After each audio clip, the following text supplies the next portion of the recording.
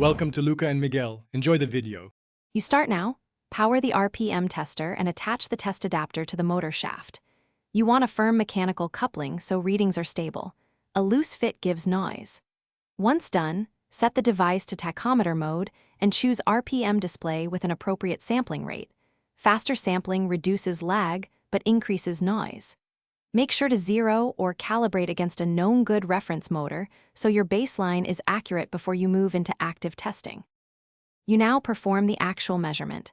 Start the motor and ramp speed slowly while the tester logs RPM. You want several readings at each speed step so you can identify transient spikes or steady-state drift. Transient spikes often mean coupling or electrical interference, while drift indicates load or controller issues.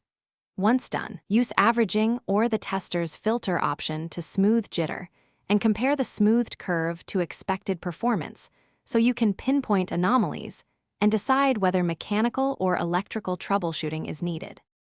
You finish by saving the session and labeling the file with conditions and motor ID so results are repeatable. Then compare the measured RPM curve to the specification to decide next steps. If values are low, inspect mechanical load and bearings, and if values fluctuate, examine controller and wiring. Make sure to power down before adjustments. Troubleshooting tip: if readings are erratic, first recheck grounding and cable routing. Electrical noise is